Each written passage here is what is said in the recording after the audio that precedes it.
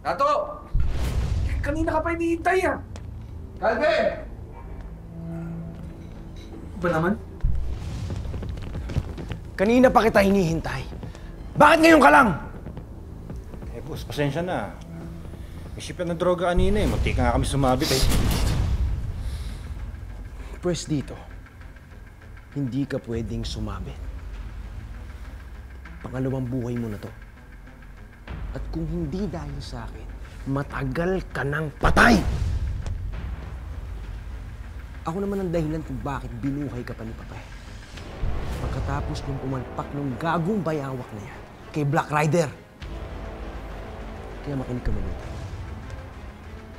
Ikaw ang pinakamatagal kong tauhan dito. At dahil nakakulong kami sa mansyon sa utos ni Papa, ikaw ang aatasan ko para sundan si Hugo. Alamin mo kung totoong may kapatid ako. At kung sino siya. Eh, boss. Paano pag natitigaw kami sa inyo? Paano naman kami? Eh di gamitin mo yung utak mo. Huwag kang bobo. Huwag kayong tatanga-tanga para hindi kayo mahuli!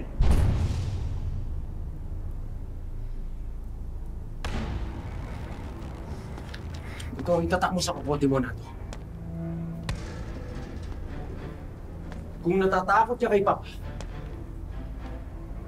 mas dapat na matakot ka sa akin.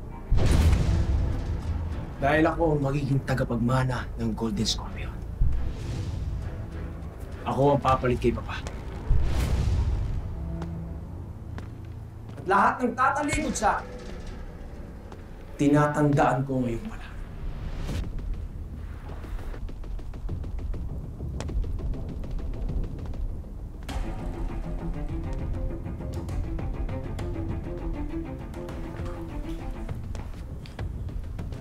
Pero pag naging tapat kayo sa akin,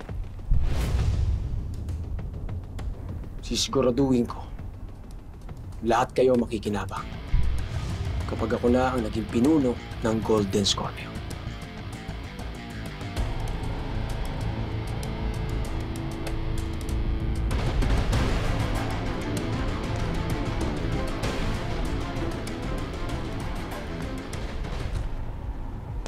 Masusunod, boss. Akong bahala. Kunin ko lahat ng impormasyon na kailangan mo.